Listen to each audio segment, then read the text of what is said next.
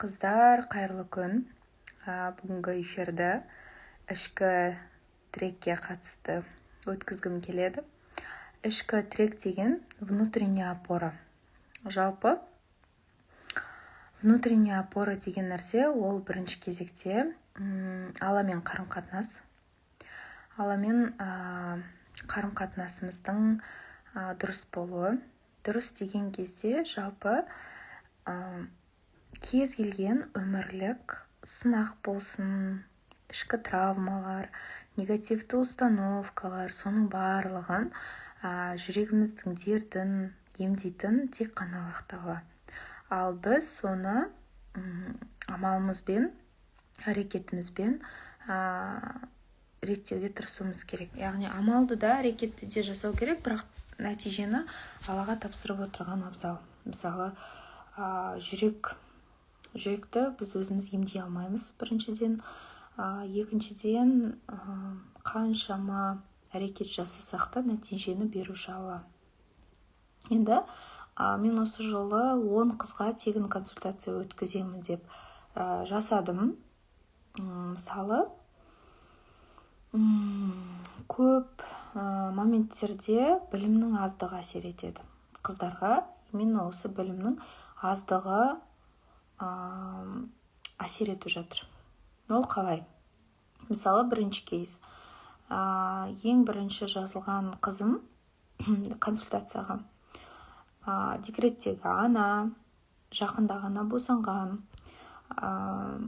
Босанғаннан кейін ересек позицияның жоқтығынан, яғни ересек позицияның жеткілікті түрде дамымаған себебі ол адамдармен коммуникация құруға қиналды. Соның ішінде босанғаннан кейін дәлірек айтқанда енесімен, қайын жұртымен коммуникация жасауға қиналды. Ол босанып келгеннен кейін үйдің тірлігі басталды, бірақ ол баласына көп көңіл бөлгісі келеді. Одан кейін не болды? Көп сөздер болады ғой, сүтің құнарсыз, балаң сүтіңе тоймай жатыр деген сияқты. Сондай сөздерді ол не істейді? Көңіліне алады да, одан кейін сол адамдарға ренжіп қалады. Бұл жерде детская позиция қосылады. Яғни детская позиция дегеніміз ол біздің тікелей сезімімізге жауапты. Мысалы, біз не сезіп тұрмыз, біздің өкпеміз, ренішіміз, көңілге алып қалуымыз, жылауымыз, ашуымыз деген сияқты. Мысалы, ашуланып кетуіміз, оның барлығы детская позицияға жатады. Ал ересек позиция дегеніміз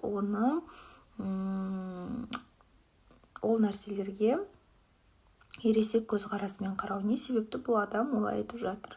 Оның айтып жатқан сөзі орынды ма деген сияқты бірден анализ жасап, оның себебін түсініп тұру, бұл ересек позициясына жатады. Одан кейін келесі нәрсе, қараңыз, енді бұл жерде ол нәрсені көңілге алып қалғаннан кейін, ол нәрсеге ренжігеннен кейін автоматом қарым-қатынас нашарлай түседі. Өйткені ол кісі тағы да келесі жолы бір нәрсе айтуы мүмкін. Ол келесі жолы айтқаннан кейін ол адам мүлдем оны көргісі келмей кетеді деген сияқты. Содан кейін тіпті хабарласу мәселесі бір-біріне, мысалы, ондай кезде келіндер енесіне мүлдем хабарласпай қалады, өйткені ойлайды, қазір мен хабарлассам тағы да бір нәрсе айтады деген сияқты. Ал бұл жерде енді ересек позициясындағы адам қандай іс-әрекет жасайды? Ересек позициясындағы адам, әрине, ол бірінші кезекте анализ жасайды. Не себепті олай болды? Мен бұл жағдайда не істей аламын? Қалай коммуникация құрсам болады? Өйткені ол сізге бөтен адам емес. Және де қанша дегенмен вам будет лучше хорошо коммуницировать с этим человеком. Енді бұл консультациядан кейін қандай кеңес берілді? Бірінші кезекте біз өзіміздің ішкі әлемімізге үңілу. Біз адамды кешірмейтіндей, біз адамды сынның астына алатындай кімбіз деген сұраққа жауап беру. Одан кейін келесі нәрсе өзіміздің күнәларымызды еске алу. Ешкім білмейтін. Бізде жасырын күнәларымыз өте көп, шын мәнінде. Ешкім білмейтін, тек қана Алла ғана білетін, Алламен арамызда ғана бар нәрсе. Сол күнәларымызды, мысалы, тек Алла ғана біледі, болды. Бізге сол күнәларды еске алу өте жақсы көмектеседі негізінде өзімізді тәубеге келтіру үшін. Шын мәнінде бізді өзге адам тәрбиелемей тұрып, біз өзімізді тәрбиелеуге тырыссақ, негізінде көп нәрсе жеңілдейді. Мысалы, енді осы консультациядан кейін мен ол кісіге айтқан нәрсе, ол бірінші кезекте ол ересек позициясын қосу, екінші кезекте жаңағыдай өзіміздің күнәмізді еске түсіру, және де пьедесталдан түсу. Пьедестал деген ол біздің жоғарыдан төмен қарауымыз. Міне, мен мынандай істеген жоқпын, сендер былай істедіңдер, сендер мынандай қателік жасадыңдар, сендер мына жерде дұрыс әрекет істеген жоқсыңдар деген сияқты, сондай жоғарыдан төмен қарау. Яғни бұл тәкаппарлықтың белгісі. Ал тәкаппарлық бар жерде адамдармен дұрыс қарым-қатынас құрылмайды және коммуникацияда дұрыс болмайды. Келесі консультацияға жазылған келіншек, ұзақ жылдар декретте отырған келіншек болды. Өте ұзақ отырғаннан кейін бізде мынандай нәрсе бар да, дефицитарное мышление деген. Дефицитарное мышление деген ол либо это, либо то деген ойлау. Яғни и это деген бізде жоқ. Мысалы, көбінесе жоқ. Мысалы, қыз-келіншектер былай ойлайды: егер мен декретте отырсам, демек мен тек қана бала-шағама, тек қана күйеуіме өзімді арнауым керек деген оймен өмір сүреді. Кейін сол жертвенностьқа кіріп кетеді. Енді ол жертвенностьқа кіріп кету деген қалай болады? Біраз уақыттардан кейін ол біліне бастайды. Ол басында білінбейді. Біраз уақыттардан кейін біліне бастайды. Ол өзін жоғалтып алады. Өйткені күнделікті үйдің тірлігі ол ешқашан бітпейді. Біз қыздар өліп қалсақ та ол бітпейді. Біз өлеміз ғой, біз өлгеннен кейін де үйдің тірлігі ол бітпейді. Ол әрқашан жалғаса береді. Содан кейін, мысалы, декретте отырғаннан кейін, алейкум ассалам, декретте отырғаннан кейін қалай болады? Күнделікті үйдің тірлігі, бала-шаға, үй тазалау, үйді таңертең тазаласаңыз, кешке ол шашылып қалады, ыдыстарыңызды таңертең жусаңыз, түсте кешке тағы да жиналады деген сияқты. Ол бола береді, ол қайталана береді. Бірақ сонымен қатар сіз ішкі тірек деген бұл жерде де бар. Сіз өзіңіздің кім екеніңізді білсеңіз, өмірге не үшін келгеніңізді білсеңіз, Аллах тағала сізді қандай дәрежеде жаратқанын түсінсеңіз, Аллахым, Раббым, сен мені жайдан жай жаратқан жоқсың ғой, демек мен осы өмірге бекер келген жоқпын. Сен маған осындай қабілеттерді жайдан жай бере салмадың. Осы қабілетпен мен сенің сүйікті құлдарыңа пайдалы болғым келеді. Я Аллам, я Раббым, сенің жолыңда, сенің сүйікті құлдарыңа хайырымен, берекесімен пайдалы болуды насіп етуіңді сұраймын деген сияқты әрқашан сұрап жүруді айтамын да сіздерге, иншалла, кеңес беремін. Сол кезде бәлкім, мысалы, сіз декретте отырсыз, сіз бала-шағаңызға қызмет етіп жатырсыз, бәлкім сіз сондай керемет ана болу үшін дүниеге келген шығарсыз, мүмкін. Мүмкін сіз қоғамға бір өзіңіздің ізіңізді қалдырып, қоғамға үлкен пайда алып келетін, сауапты іс жасайтын адам шығарсыз. Сіз өзіңіз, бірінші кезекте, қыздар, қараңызшы, өзіңізді танымағаннан, сіз балалық шағыңызда қандай болдыңыз? Сіз балалық шағыңызда, мысалы, икигай распаковкада соны сұрайды. Сіз балалық шағыңызда қандай болдыңыз? Сіз қандай ойындар ойнадыңыз? Сіз бұл күнге дейін, осы уақытқа дейін қандай жолмен табыс таптыңыз? Қандай кезде сіздің табысыңыз жақсы болды? Нені жақсы сата аласыз деген сияқты. Мысалы, біз бәріміз продажникпіз. Мы все что-то продаем. Мысалы, киім-кешек болмаса да, біз өзіміз, мысалы, кейбіреулер тамақ сатады. пирог болсын, торт болсын, заготовка болсын, полуфабрикат, мысалы. Мен мысалы қазіргі уақытта өзімнің білімімді сатам, өзім уақытымды сатам, өзімнің энергиямды сатам. Ол менің бірінші инфобизнестегі менің кәсібім. Екінші кәсіп ол киім. Офлайн бизнес, мысалы, қыздар өз-өздеріне деген сенімділігі, махаббаты, ішкі ценность дейді ғой, ішкі құндылығы арту үшін әдемі іш киімдерді ұсынам. Мысалы, әдемі, сапалы іш киімдерді ұсынам. Екі кәсіп, мысалы, екеуі де продажаға жатады. Бұрын мен продажник деген нәрсеге негативті қарайтынмын. Сондан кейін мен мына Роза коуч, Роза Шырбаевадан осы алдыңғы жылы, бір жыл бұрын менторлықты алғам. Сол менторлықта қыздар менің бір түсінгенім, ол кісі маған керемет нәрсені түсіндірді. Негізі продажник деген барлығымыз деді. Мысалы, біздің өзіміз күйеуге шықпай тұрып, біз өз-өзімізді күйеуімізге сатамыз деген нәрсесі маған қатты өтті. Өйткені шынымен, мысалы, біз танысқан кезде өз-өзімізді жақсы көрсеткіміз келеді, өзіміздің жақсы жақтарымызды айтамыз.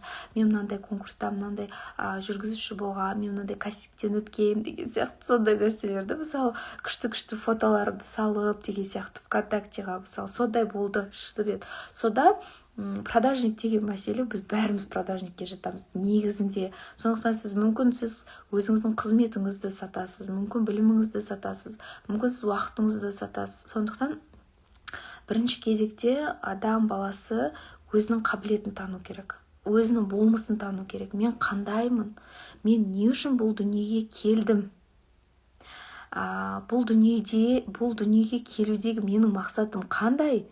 Ертең Аллах тағаланың алдына барған кезде Аллах тағала бізден сұрайды ғой, осындай қабілет бердім. Сен ол қабілетті қоғамға пайдалы болу үшін қалай іске асырдың? Мысалы, сонда біз мына Ризық деген кітапты оқысаңыздар, Құрманғазы ұстаз бар ғой біздің, сол Құрманғазы ұстаздың кітабын оқысаңыздар, Ризық деген, сол жерде жазылған. Егер біз сол қабілетті Алланың сүйікті құлдарына бермесек, сол қабілетпен бөліспесек, демек, біз сол қабілетті ысырап еткеніміз. Ойлаңызшы, ысырап. Сіз мүмкін қазір сол қайғырып отырып, ысырап етіп жатқан шығарсыз.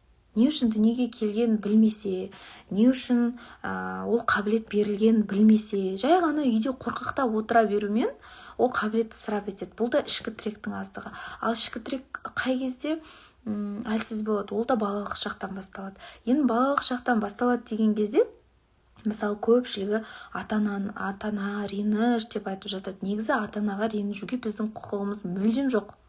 Мүлдем жоқ. Бұны тек қана сынақтың даналығы деп түсіну керек. Аллахым, Раббым, сен маған осындай сынақты бердің, демек осы сынақтың бір даналығы бар. Мен осы сынақтың даналығын түсінуім керек. Сіздің жасыңыз 20-дан асты ма? Демек, ол қазіргі сіздің жетістікке жете алмай жүруіңіз тікелей өзіңізге байланысты. Болды, басқа ешкім кінәлі емес. Ата-анамыз осы күнге дейін жеткізді, барын берді, өйткені олар қиын заманда өмір сүрді. Олардың ата-анасы және де арғы біздің ата-бабамыздың бәрі қиындықта өскен негізінде. Солардың ішінде бәрімен салыстырғанда керісінше ең керемет өмір сүріп жатқан бізбіз. Сол үшін бұл жерде ішкі тіректі қалыптастыру деген моментте бірінші кезекте бізде ешкімге претензия жоқ, екінші кезекте бізде ата-анамызға деген өкпе-реніш жоқ, бізде тек қана қабылдау бар, және де Алладан көркем түрде сынақтың даналығын түсінуді сұрауымыз керек. Енді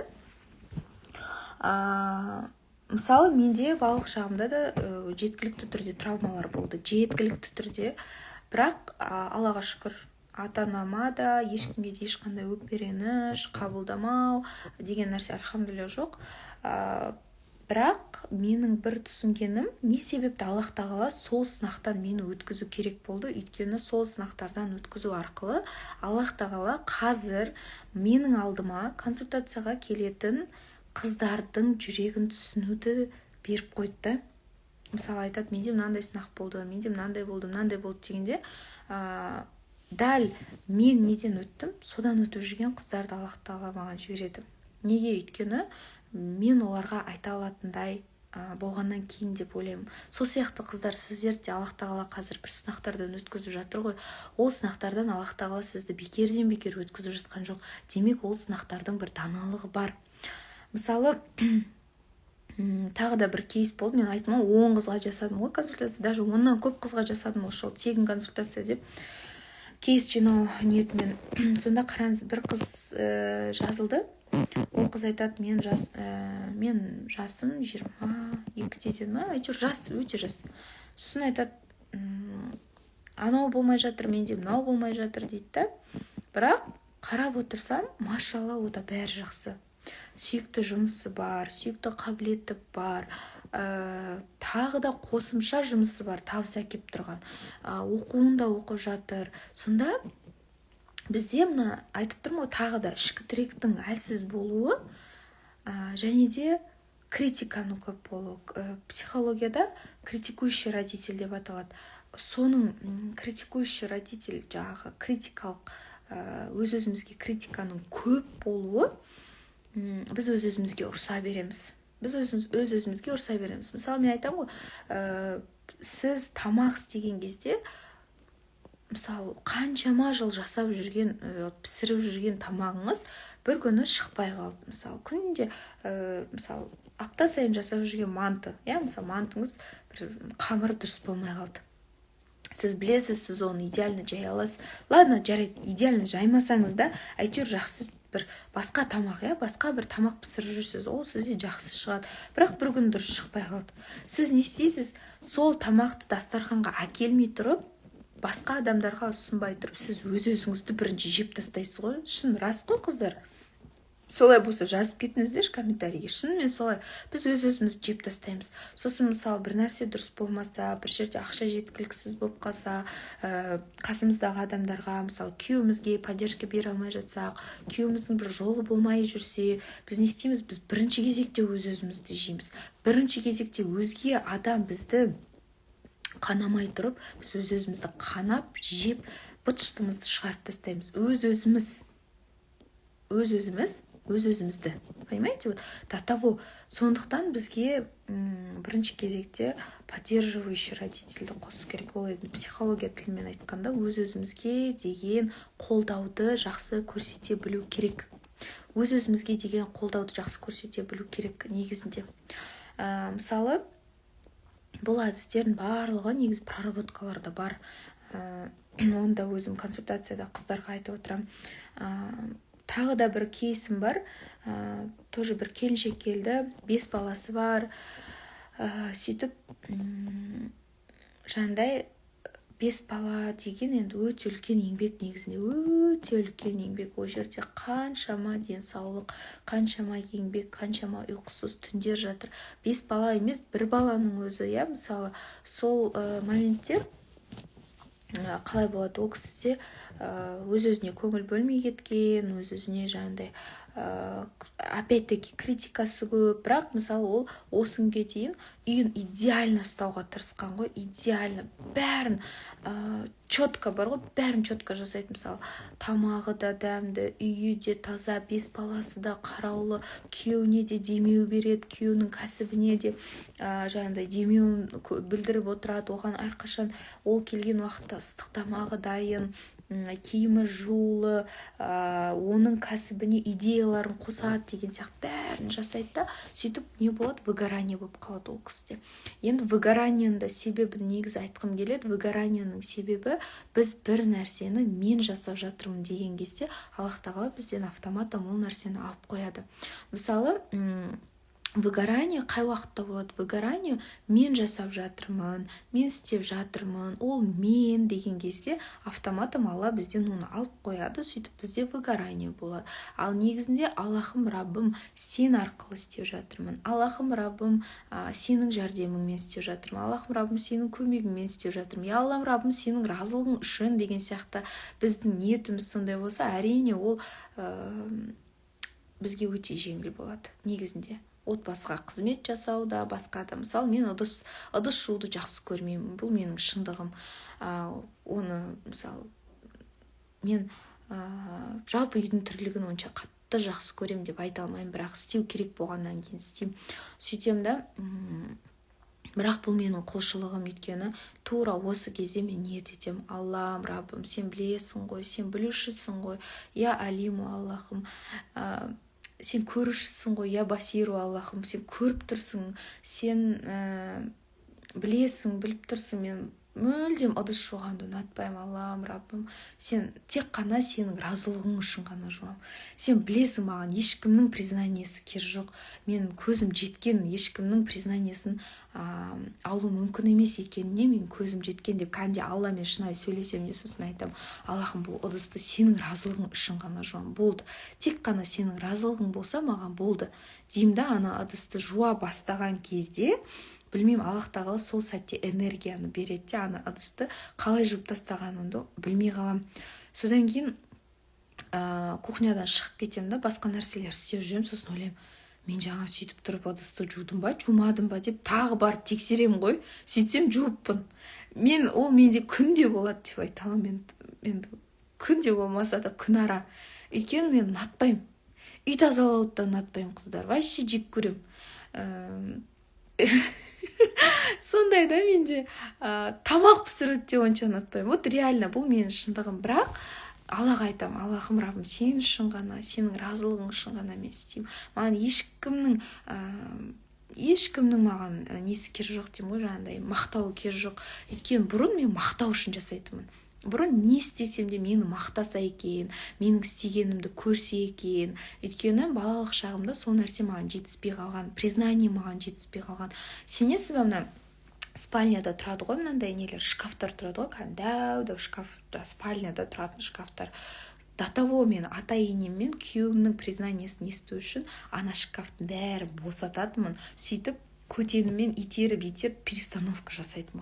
Лишь бы мені мақтаса екен: ой, біздің келініміз қандай пысық деген сөз есту үшін. Оның последствиясы білесіздер ма, немен аяқталғанын айтпай қояйын. Немен аяқталғанын: белім ауырып, беліме нагрузка түсумен. Мені ешкім қинаған жоқ, маған ешкім оны істе деген жоқ. Мүлдем ондай, мысалы, ананы ауыстырып қой, ананы жерге қой деген маған ол кезде именно шкафты былай ауыстыр деген мүлдем болған жоқ. Бірақ ол менде ішкі опорамның әлсіздігінен болды. Өйткені мен өзге адамның мақтауына тәуелді болғаннан кейін, мені мақтаса екен, менің істегенімді көрсе екен, маған жылы сөз айтса екен, жылы сөзге мұқтаждық, қолдауға мұқтаждық, өзге адамның ойына мұқтаждық, оның барлығы біздің ішкі опорамыздың әлсіздігінен, ішкі тіректің әлсіздігінен, ішкі тіректің жоқтығынан деп айтсам да болады. Сосын мысалы, жаңағы қызым, консультацияға келген қызым сөйтіп айтады да, мысалы, мен қазір еш нәрсе істегім келмейді дейді. Неге бізде еш нәрсе істеуге зауқымыз болмай қалады? Өйткені это нормально. Үйдің тірлігі деген ол, мысалы, ер адамдар оны істей алмайды. Оны Аллах тағала әйел адамға берген. Әйел адамның өзі шаршайды ондай нәрседен. Бірақ айтып тұрмын ғой, жаңағыдай өзінің сол ниет ету арқылы біз өте мол сауапқа кенеле аламыз Алланың алдында.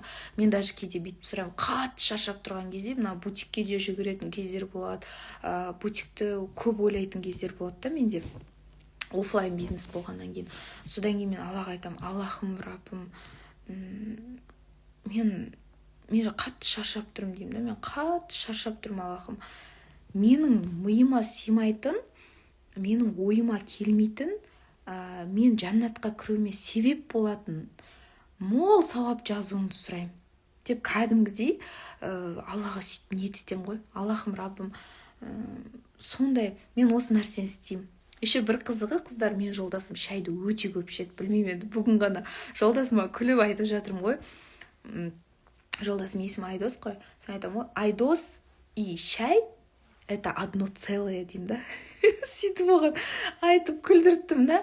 Шайды бөлек, Айдосты бөлек қарастыруға болмайды. Это одно целое, екеуі бірге деп айтсам күледі да. Енді до того шайды өте қатты жақсы көреді. Ал мен шай мүлдем ішпейтін адаммын. Болады ғой, бір қонақта бір кесе іше салатын, немесе жай ғана қайнаған су деген сияқты. Менде солай.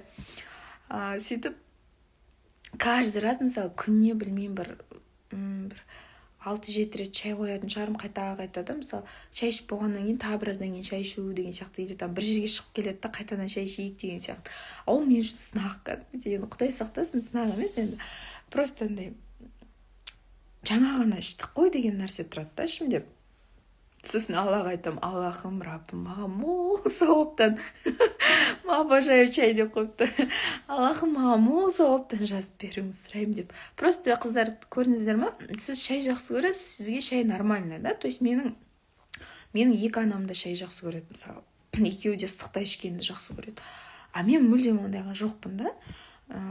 Сол сияқты сіздерде де бір болады ғой, бір күнделікті үйдің тірлігі, күнделікті бір шашылған нәрсені жинай беру деген сияқты. Сол кезде ниет ету маңызды.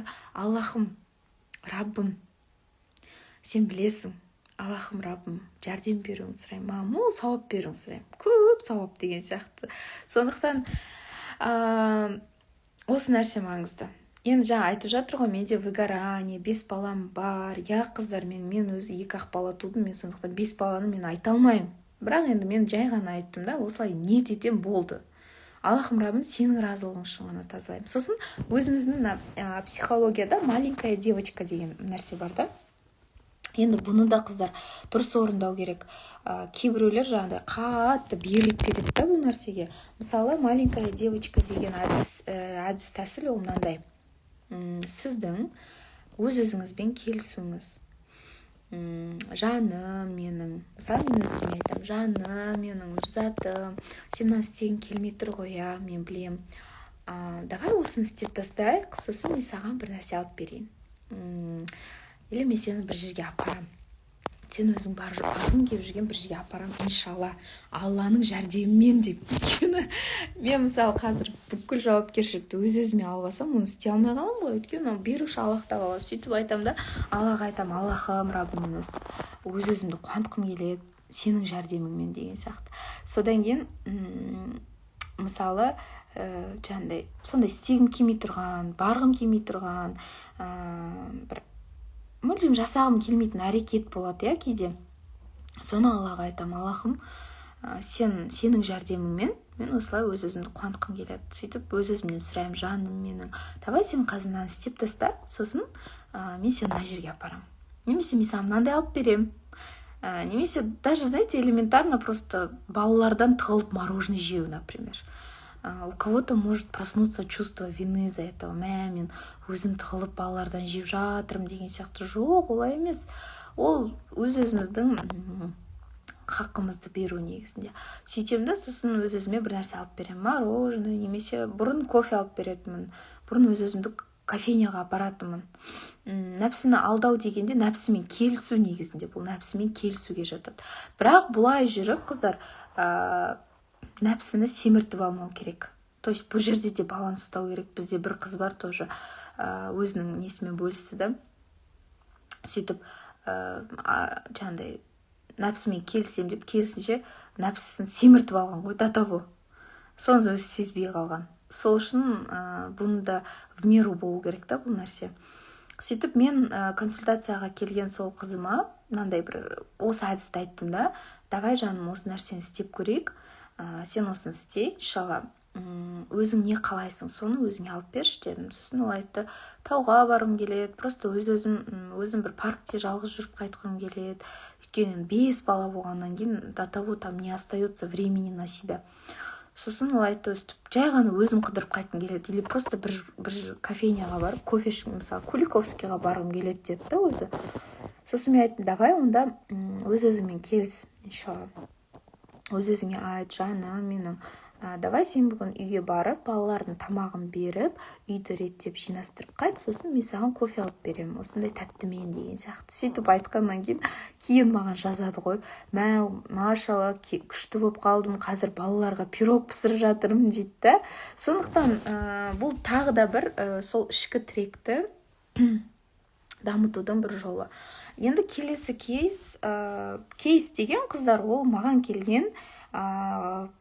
консультацияға келген қыздардың өмірі, былайша айтқанда, бұл кейс деп аталады.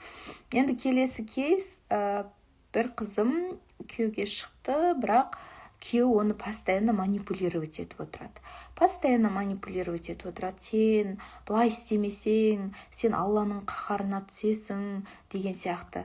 Бірақ өзінің міндетіне келген кезде ол өзінің міндетін орындап жатқан жоқ. Реально. Мысалы, ислам дінінде ер адам не істеу керек? Баспанамен қамтамасыз ету керек, азық-түлікпен, киім-кешекпен деген сияқты, Сосын өзінің орындайтын міндеттері бар тағы. Сол нәрселермен әйелін қамтамасыз ету керек, бірақ ол ер адам мүлдем оны жасамайды. Мүлдем. Оған қоса тағы да өздерінің араларында бір сынақтар болған, сол ешқайсысына жауапкершілік алмайды. Это во-первых. И во-вторых, бірақ әйелін манипуляциямен ұстайды. Мысалы, сен Алланың қаһарына ұшырайсың, сен мені ойламайсың, мен ауырғанда менің қасымда емессің деген сияқты. Бірақ хотя ол қыз өзі ауырған кезде де он ей, мысалы, ничем не помогал, ни лекарствами, вообще никакой помощи, былайша айтқан кезде. Сөйтіп, енді ол манипулировать етеді, мысалы, дінмен манипулировать етеді. Сол кезде де опять-таки қыздар ішкі тіректің жоқтығы, ішкі тіректің мүлдем аздығы, адам не себепті сондай манипуляцияға түсіп қалады, өйткені білім де жетіспей тұр да, ол жерде нақты критическое мышление. Бұл адамның айтып жатқаны дұрыс па? Анализ жасау керек та. Бұл адамның айтып жатқаны дұрыс па? Бұл негізі дұрыс нәрсе айтып жатыр ма? Әлде шынымен менен де қателік бар ма? Сөйтіп анализировать ету керек. Так, мен мынандай нәрсе істедім, сосын былай болды, ол болса мынандай істеді, сосын бүйтті деген сияқты. То есть нужно это анализировать. Кәдімгідей критическое мышление. Посмотрите на себя со стороны. Просто со стороны қараңыз. Сізге біреудің қолдауы да керек емес, сізге біреудің бір айтқан сөзі де керек емес. Өйткені кім не айтса да, даже мен не айтсам да қазір сіздерге, вы просто анализируйте. Мысалы, фильтрдан өткізу керек, постоянно фильтрдан өткізу керек. Мысалы, кейбіреулер шошиды, мен Роза коучтың менторство алғам десем, кейбіреулер шошып кетуі мүмкін, қалай деп, жоқ. Ол жерде де, мысалы, мен өзіме керегін алам, керек емесін алмаймын деген сияқты. Әркім өзінің өміріне қарай алу керек та. Мысалы, ол кісі эфирде айтып атқан нәрсесі мүлдем бөлек, маған консультацияда айтқан вообще бөлек. Мысалы, ол маған отношениеге қатысты да керемет нәрселер айтқан, күйеумен қарым-қатынаста керемет нәрселер айтқан, адамдармен коммуникация құруда керемет нәрселер айтқан. Сондықтан бұл мәселеде нужно постоянно включать свои мозги. А чтобы включать свои мозги, нужно получать знания. Чтобы критическое мышление дұрыс болу үшін, ішкі опораны дамыту үшін. Сосын, мысалы, ішкі опора деген нәрсе ол жайдан-жай дами салмайды. Ол жайдан-жай қалыптаса салмайды. Сіз кәдімгідей әрекетіңізді жасауыңыз керек. Мысалы, қараңыз, біз 90-шы жылдың балаларымыз ғой, көбіміз, мысалы, сіздер бәріміз сол 90. Мені сол 90-нан жоғары қыздар қарайды ғой, 90 бар арасында, 91, 92, 93, 94, мен өзім 97-мін. Сөйтіп, біз қандай кезде өстік? Мысалы, әрине Алланың нығметі, сіздер, может быть, не получали по попе, да? Мен, мысалы, таяқ жеп өскендердің қатарынан, енді прям емес, но я тоже получала. Содан кейін, мысалы, анасы ұрып жүрген, или әкесі ұрып жүрген балалар, мысалы, қатты біреу ұрсып жатса, қатты дауыстар шығып жатса, қорқақтап, сасқалақтап, андай мандыраж ұстап қалуы мүмкін да. Сондықтан, мысалы, менде де болады кейде сондай нәрселер. Это же түпкі сана ғой бұл. Түпкі сана бізде 95% қыздар. 95% біз түпкі санамен өмір сүреміз. Не үшін біз анам сияқты болмаймын, әкем сияқты болмаймын дейміз да, өскенде тура сондай боламыз. Өйткені ол біздің түпкі санамызда сақталып қалған нәрсе. Мысалы, самолетта мына не бар ғой?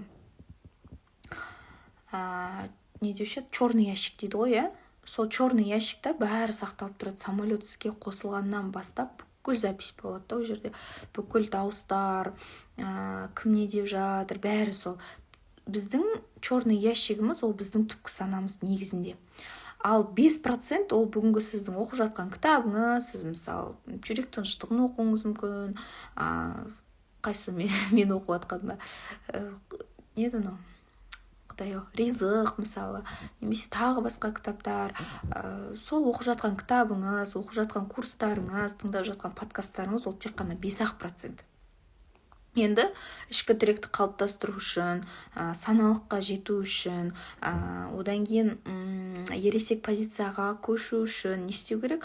Әрқашан соны дамытып отыру керек. Оны дамытқанда сіз әрекетпен ғана дамыта аласыз, бір нәрсе жасап қана дамыта аласыз. Менің ішкі тірегім артсын деп отыра бергенмен ол ішкі тірек артып кете салмайды. Мысалы, сол моментте жаңа айттым, менде мандраж ұстап қалса, например, біреу қатты дауыс көтеріп ұрсып жатса, мен бұрын қатты қорқатынмын, қолым дірілдеп сондай болып кететін. Бірақ Аллаға шүкір, сонымен жұмыс істеу арқылы, мысалы, мен сразу ойлана бастаймын.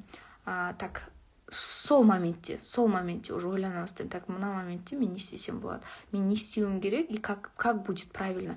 Как сделать так, чтобы я сама тоже не пострадала и в то же время, чтобы я не испугалась? Мысалы, мынандай, қазір мен неге көп барам да, поликлиникаға көп барам. Бір себеппен деп. Сөйтіп, поликлиникаға барған кезде міндетті түрде ол жерде андай әйелдер отырады, ұрысқысы келіп отыратын, сондай әйелдер болады. Уже морально дайындалып барамын. Так, примерно мен ол жерде қазір мандраж ұстап қалмау керек, тормозить етіп қалмау керек, и в то же время жаңағыдай не болу керек. Мысалы, болады ғой, сіздерге ұрысуды үйретіп жатқан дейді. Как же сказать? Өзіңе деген адалдықта болу керек та ол жерде. Мысалы, например, допустим, кейбіреулер сен орамалда болсаң, ойлайды да, значит, можно ей что-то сказать деген сияқты. Сондықтан мен уже, мысалы, мен 12:10-ға жазылдым ба, мен сол 12:10-да кіруім керек. Кім соңғы, сіздер записпен кіріп жатсыздар ма, жоқ әлде сіздер очередьпен ба деп емес, например, мен өз-өзімді реально бағаны дайындап бардым. Это для вас живой кейс. Кәдімгідей өз-өзім дайындап бардым. Так, мен қазір барам да, мен 12:10-да кіремін. Сіздердікі неше деп айтам деп өз-өзім дайындап бардым. Хотя мен ондай емеспін. Хотя мен қорқақтаумын. Мен сәл қорқам. А вдруг қазір ұрсып кету керек болады деген сияқты. Потому что в детстве это у нас было. И знаете, ішкі тіректі сіз тек қана солай өз-өзіңізді дамытумен ғана, мысалы, не обязательно енді қазір ұрсуға дайындап жатыр деп ойлап қалмаңыздар. Бұл жерде сіздің ішкі, мысалы, даже бала мәселесіне келсе де, мысалы, бала мәселесіне келсе де, бізде бутик гумда, іш киімдер бутигі гумда. Сөйтіп мен балалармен, мысалы, гумға кіретін кезде мен 2 баламмен жүрем. Ұлым лифтке кіреді да, лифтті ашып тұрады, андай кнопкасы бар ғой, ашып тұрады. Өйткені ана есік тез жабылып қалады. Сөйтіп мен ұлым уже үйреніп алған, постоянно есікті ашып тұрады. Сөйтіп барып, ол ашып тұрғаннан кейін барып біз коляскамен кіреміз, сосын ол жабады.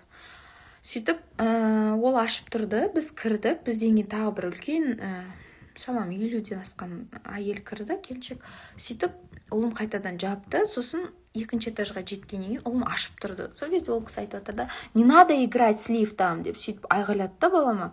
Сосын мен айттым, вообще-то он не играет. Если бы он не открыл, он бы задавил вас деген сияқты. Не задавил ме? Бір нәрсе, айттым, Сол кезде де, мысалы, видите, негізінде ондай үлкен тәтелер ұрысқан кезде мен бұрын қорқып қалатымын. Мен кәдімгідей қорқып қалатымын. Андай жауап бере алмай, жаңағыдай үндемей деген сияқты. А потом уже өкінесің, блин, ол деген жаңағыдай не істеп тастады ғой деген сияқты. То есть, знаете, ол жерде уже я имею в виду именно таких людей, которые когда-то боялись. Сондай адамдарға қатысты айтып тұрмын да. Өйткені, мысалы, мен сондай қорқақтау болғам негізінде. Ол мен сіздерге кәдімгідей мойындап отырмын. Сол үшін кейбір қыздар болады, кәдімгі бетпақ қыздар болады да. Для них ұрсу это норма. А сіздерге кішкене көркемділік болу керек. Мысалы, кейбір қыздар болады сондай ше, ұрса беретін. Менде мектеп кезінде сондай құрбым болатын. Оларға әрине көркемділікті үйрену керек кішкене. Мен өзімді көркем мінездімін деп айта алмаймын, бірақ жаңағыдай қолын білмеуім мүмкін. Сол, мысалы, ішкі тіректі қалыптастыру деген сол. Сосын, мысалы, ішкі тірек деген мәселеде қыздар, мен бұрын күйеуге шығу деген негізі повторное подключение дейді. Моментами қатқып жатыр. Байқадыңыздар ма? сіз ұрысып кетсеңіз, значит, сізге сәл ұрыспауды үйрену керек та. Біз сияқты қорқақтарға сәл ұрысуды үйрену керек деген сияқты ғой. Короче, күйеуге шыққан кезде, мен жаңа айтып жаттым ғой, жаңа конкурстарда бәрінде прям күшті андай активная болып жүрдім. Потом күйеуге шыққаннан кейін резко басылып қалдым. Потом бір қызығы, мен жолдасым айлап неге кететін, жаңағы жаттығуға кететін, сбор дейді ғой оларды. Сөйтіп сборларға кетеді. Сонымен мен ауылда жүрем. Бір күні ол келеді, қалаға қыдыруға апарады. Сөйтіп жүр кофейняға барып кофе ішіп қайтайық дейді. Мен вообще кофе ішу деген не екенін білмеймін да.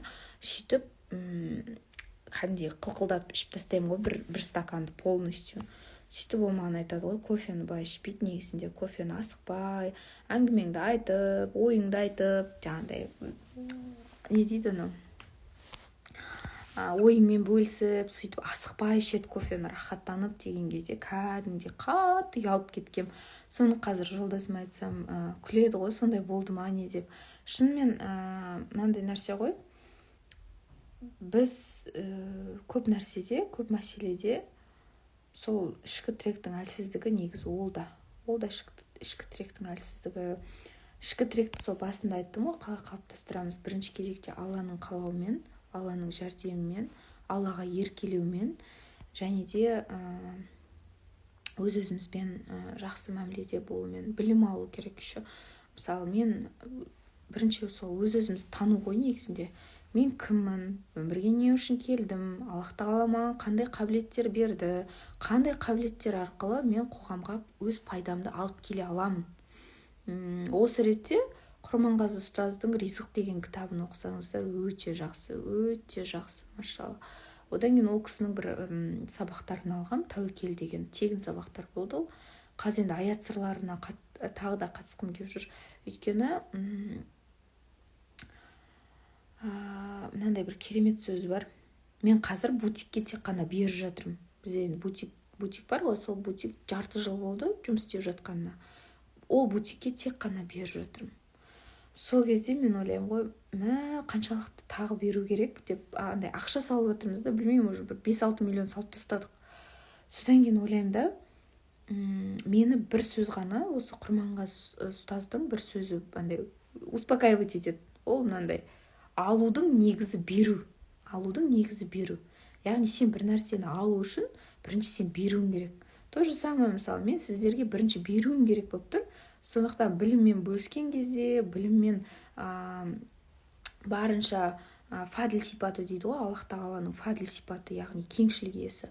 Соны берген кезде, қоғамға берген кезде, қоғам бізге қайтарады. Сонда алудың негізі беру деген сөз мені былайша айтқанда успокаивает. Өйткені бутик деген өте сондай пожиратель екен ғой, негізінде өте көп салу керек. Бірақ осы Құрманғазы ұстаздың сол сөзі жақсы әсер етеді. Сол үшін Құрманғазы ұстаздың Ризық деген кітабын оқуға кеңес берем. Одан кейін осы ішкі тірек тағы да бір кейстермен бөліскім келеді сіздермен. Тағы қандай кейс болды? Тағы да бір кейс болды бізде.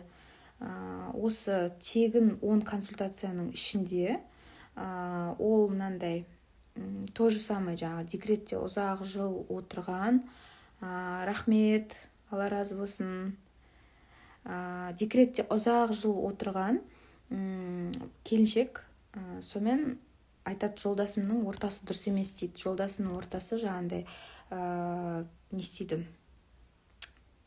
шылым шегеді, жаңағындай арақ ішеді, сондай орталарда жүреді дейді жолдасы.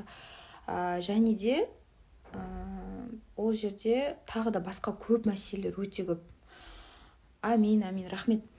Сондай мәселелер бар. Енді бұндай кейс менде осыдан 2020 жылы бұндай тоже консультацияға жазылып келді. Содан кейін менің бір түсінгені, бұл жерде вторичная выгода деген нәрсе бар. Вторичная выгода деген нәрсе, қыздар, қалай? Мысалы, кейбір қыз-келіншектерге намного выгоднее, когда муж в таком состоянии. Бұл біреуге ауыр тиюі мүмкін, бірақ шын мәнінде сондай болады. вторичная выгода деген болады. Мысалы, бүгінде бір кейс болды менде. Бүгінде бір консультация болды. Сол консультацияда мынандай нәрсе. Ерлі зайыпты бір-бірімен ұрыса береді ғой. Мысалы, жаңағыдай по переписке, WhatsApp-пен көп ұрыса береді. Сол ұрысуының да вторичная выгодасы, оказывается, күйеуі оған жай күндері уақыт бөлмейді екен. Мысалы, просто так взрослый, жаңағы айтып тұрмын ғой, взрослое состояние болады ғой адамда. Адамда взрослое состояние болған кезде кәдімгі ересек позициясы. Так, бұл кісі ашуланып тұр, значит, бұның бір себебі бар. Ладно, хорошо, қазір біраздан кейін мен білем, и в принципе это можно решить деген сияқты жаңағыдай. Кәдімгі мына сенің ойың дұрыс, сен түсініп тұрсың, адамның халін түсініп тұрсың, и в принципе ты адекватная, ты знаешь, почему это происходит, и сен онымен біраздан кейін сөйлесе аласың. В принципе, сен оның состояниесіне кіріп тұрған жоқсың. Мысалы, треугольник Карпмана деген бар ғой психологияда. Агрессор, жертва, спасатель. Сол треугольникқа адамдар негізі бізді ойынға шақырады ғой постоянно. Сөйтіп, сол ойынға кірмейсің. Бірақ енді бұл жерде қалай болып тұр? Бұл жерде ерлі зайыпты, мысалы, жаңағы әйелі білет, то есть подсознательно знает, бейсаналы түрде білет, егер мен бұл адаммен ұрыссам, бұл маған көбірек уақыт бөледі. Екеуміз көбірек сөйлесе аламыз. А жай күндері, когда отношения нормальные, адекватные, екеуі сөйлеспейді вообще, аз сөйлеседі. Сол үшін ана нәрсені алып алу үшін не істейді? Ол постоянно сол екеуі де бір-бірімен ұрысады, екеуі де бір-бірімен қырыла береді. Сообщениемен қырыла береді да бір-бірімен. Сол үшін бұл жерде де осындай нәрселер түсіну керек. Ал енді опять внутренний фундамент, жаңағы ішкі опораның жоқтығы, адамға сол нәрсе, внимание, махаббат, поддержка ата-анадан жетіспей қалған. Енді біз айттық, ата-анаға біздің ешқандай ренішіміз жоқ. Біз құқығымыз жоқ әке-шешемізге ренжуге, біз соны айттық. Енді бұл жерде не істеу керек? Біз оны кімнен аламыз? Біз әрине Аллах тағаладан аламыз. Бітті, біз басқа ешкімнен уже ала алмаймыз оны. Қанша біз күйеуіміздің мазасын алсақ та, сен маған көңіл бөлмейсің, сен маған уақыт бөлмейсің, сен достарыңмен көбірек уақыт өткізесің деген сияқты. Мысалы, бізде де болады, мысалы, ойлаймын, так, балалар садиктен келеді, жолдасым кешке келеді, тамақ ішіп аламыз, сосын Арбатқа барып жүріп қайтамыз деген сияқты өзім бір пландар құрып тастаймын да. Сөйтемін де, сосын жолдасым келеді. Болды, мен анамен шай ішуге кеттім, мынамен шай ішуге кеттім, менде андай бір бизнес кездесуім бар, менде анандай кездесу бар, дейді, кетіп қалады. Сол кезде бір сәтте менде сол оянайын деп қалады жаңағындай. Қалай сонда деген сияқты оянайын деп тұрады. Сосын не істеймін? Сол кезде опять, мысалы, қараңыз, детское состояние. Детское состояние ол ренжу, ол эмоцияны көрсету, это бунтовать ету деген сияқты нәрсе, мысалы. Ол өзге адамның эмоциясына, өзге адамның жылулығына, өзге адамның махаббатына тәуелді болу. Это тоже детская позиция. Сол моментте, мысалы, қараңыз, бүкіл позициядан аз-аздан болу, это тоже нормально. Ол как бұл рөлдер ғой, біресе анау, біресе мынау. Эмоции постоянно битіп тұрады. Сол үшін, мысалы, енді ренжин деп тұрған кезде ойланам, субханалла. Так, стоп. Егер ол қазір кетіп бара жатса, значит, егер мен ренжин деп тұрсам, значит, мен оның вниманиесіне мұқтаж болып тұрмын. А мен кімнің вниманиесіне мұқтаж болуым керек? Кімнің махаббатына мұқтаж болуым керек? Мен Алланың вниманиесімен махаббатына мұқтаж болуым керек. Все деймін да. Сөйтем да, уже қайтадан взрослая позиция қосылады ғой. Взрослая позиция қосылғаннан кейін автоматом ол эмоция уже өз-өзіне өзінің қалпына келеді. Сосын ол жерде дұға тілеу көмектеседі. Мысалы, мен бағана айттым ғой, сіз амалыңызды, іс әрекетіңізді жасайсыз, дұғаңызды тілейсіз, бірақ нәтижесін беретін Алла. Яғни сіз әрекет жасап жатырсыз. Сіз, мысалы, Аллаға айтасыз, Аллахым, Раббым, сенен кешірім сұраймын. Мен қазір сен жаратқан пендеңнің махаббатына, мейіріміне мұқтаж болып тұрмын.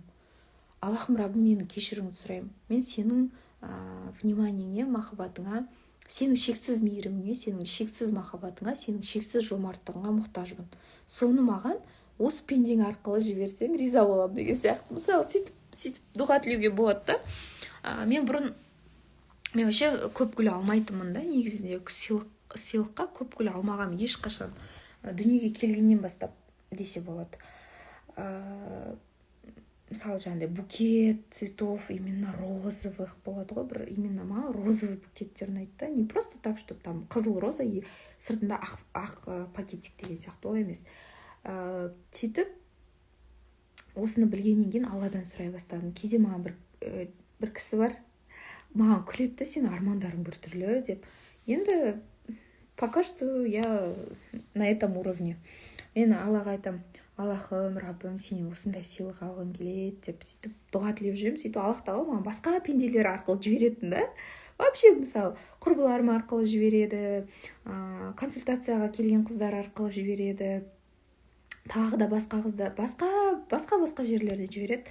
Сөйтсем бір ұстазым айтады ғой, Аллахым, Раббым, менің жолдасым осындай жүрегін ашу арқылы, оның жүрегіне салу арқылы гүлді жолдасым арқылы жіберуін сұраймын деп. Шынымен негізі сұрай беру керек қой, қалай сұрасаңыз да, қалай алғыңыз келсе де Алладан сұрай беру керек. Сол үшін жаңағы өзге адамның эмоциясына, вниманиесіне, оның жаңағы мейіріміне, махаббатына мұқтаж болу деген осы. Ол да жаңағы ішкі опораның жоқтығынан. Ал ішкі опораны реттейтін Аллах тағала. Вот. Сұрақтар бар ма, қыздар? Так.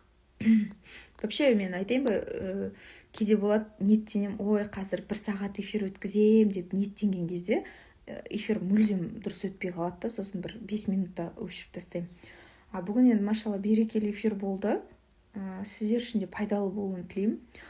Мысалы, кеше менен бір қыз сұрап жатыр, сіз өстіп тегін консультациялар жүргізуге, осындай тегін білім беруге энергияны қайдан аласыз деп.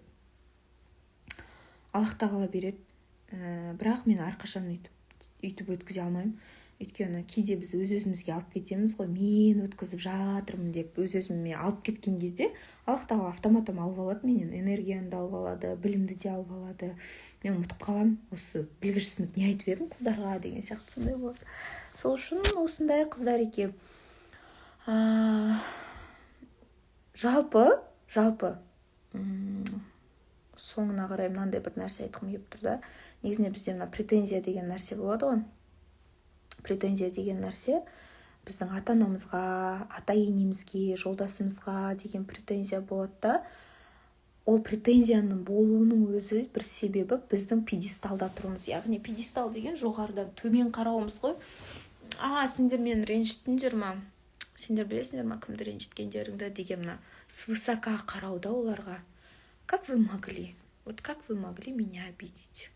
Вы недостойны этого, чтобы меня обижать деген сияқты мына свысока қарап тұрамыз ғой біз. Бірақ қыздар, әр сынақтың өзінің бір даналығы болады да. Оны да сұраған кезде Аллахым, Раббым, хайырмен, көркем түрде осы сынақтың даналығын түсінуді нәсіп етуін сұраймын деген сияқты Алладан соны сұрап ниет етсек, именно көркем түрде деп сұраңыздар, өйткені андай үлкен сынақпен емес, андай көркем түрде. Сол кезде Аллах тағала жеткізеді жүректеріңізге, иншалла. Сосын мысалы келіндерде де болады, мысалы барады бір отбасыға. Енді қазір мен ортасын айтайыншы, хорошо? Мысалы кейде болады, кейде бір мынандай кейстер бар да, менде келінді кәдімгі үйден қуып шыққан ғой. Үйден қуып шыққан. Енді ол ойланып жүр, мен тағы барайын деп. Бірақ оның күйеуі оны қамтамасыз етіп жатқан жоқ. Жарты жылдың ішінде оған ешқандай көмек көрсеткен жоқ. Тамағын, дәрісін, жүріп тұруына, тұратын жеріне ешқандай қамтамасыз еткен жоқ. Еще ол жұмыс істемейді, өзі әке-шешесінің қолында тұрады. И плюс ол не қылған жоқ. Артынан іздеп те келген жоқ. Кәдімгі қалай үйінен қуып шықты, солай ешкім оны іздеген жоқ, артынан келген де жоқ, ата-анасынан кешірім сұраған да жоқ. Мысалы, бұндай моменттерде болады қыздар. Бұл жерде енді өздеріңіз критическое мышленияларыңызды қосасыздар, миларыңызды қосасыздар. не істеуге болады? Бірақ мынандай отбасылар болады, бәрі жақсы, ата-енесі жақсы, күйеуі жақсы, бірақ жаңағы қызда бір өзіндік қабылдамаулар болады. Тәкаппарлық қабылдамау деп айтайыншы. Мысалы, жас кезінде былай істемеген ба, бүйтпеген ба, сөйтпеген ба деген ауызбіле шайтан ой сап тұрады ғой. Көрдің ба? Сен жаста болсаң мынандай істей аласың, ал сенің енең болса ол мынандай болмаған деген сияқты ой салуы мүмкін ғой шайтан ауызбіле. Сол кезде, сол сәтте біз не істеуіміз керек? Астағфирулла. Аллахым, Раббым маған ауызбіле қазір осындай ой салып жатыр. Аллахым, оны менен алыстатуын сұраймын. Мен мұқтажмын соған. Қазір маған осындай ой салып жатыр. Аллахым, кешірші деп біз өз-өзімізді сол моментте тәубеге келтіргеніміз абзал негізінде. Өйткені егер біз ойша ойлап кетсек қазір, ой жас кезінде бүйтпеген ба, сөйтпеген ба деген сияқты, мен қазір білетін нәрсені әлі білмейді деген сияқты біз кішкене бір білім аламыз да, тәкаппарлығымыз артып кетеді ғой бізде. Сосын мысалы күйеуімізге бір нәрсе үйреткіміз келіп кетеді, үлкен кісілерге бір нәрсе үйреткіміз келіп кетеді, бәрімізде бар да сол нәрсе. Сол кезде сынақ өзімізге келеді негізінде. Сол үшін уақытылы тәубе ету, Алладан кешірім сұрау. Опять-таки қыздар ортасын ұстану. Мысалы жағдайлар әртүрлі болады да. Мен қазір бір жағдайды айтып жатырмын да сізге. Бірақ жаңағындай да жағдайлар болады, айтып тұрмын ғой жаңағындай. Мүлдем енді ол жерде басқа әрекеттер болу керек. Ол жерде ол уже тәкаппарлыққа жатпайды. Ол жерде уже манипуляция жасайды да ол адамға. Сен бүйткен жоқсың, сөйткен жоқсың, жаңағыдай. Сен маған қарап жатқан жоқсың деп мысалы күйеу айтады, бірақ ол күйеу оны 6 айдың ішінде оның артынан қалың сұрап келмеген, оны іздеп келмеген, оны тамақпен, үймен қамтамасыз етпеген. Бұл басқа жағдай, ал мына жағдай ол мүлдем бөлек жағдай. Сондықтан бұл жерде кез келген ситуацияға ойланған дұрыс негізінде. Уалейкум ассалям ва рахматуллахи ва баракатух. Сәлеметсіз бе? Егер сұрақтар болса, қыздар бір-екі сұрақ қойып жіберіңіздер, иншалла. Сонымен, иншалла, мен эфирді аяқтап, сақтап қояйын. YouTube каналыма сақтай алсам, жүктей алсам, оған да жүктеп қойған ниеттенемін. YouTube каналыма тіркеліп қойсаңыздар болады. Ол жерде де өте пайдалы видеолар бар негізінде. Өте көптеген видеолар бар. Жаңағыдай презентация форматында жасалған. Иншалла жақында тағы да видеолар болады деген үміттемін. Подкаст форматында, егер жолдасым рұқсат етсе. Вот. Сұрақ жоқ сияқты. Если что, жекеге жазыңыздар, иншалла. Дайректке жазсаңыздар болады, WhatsAppқа жазсаңыздар болады. Эфирді аяқтайын, иншалла, баршамызға пайдалы болсын. Алланың мейірімі болсын баршамызға. Ассаламу алейкум.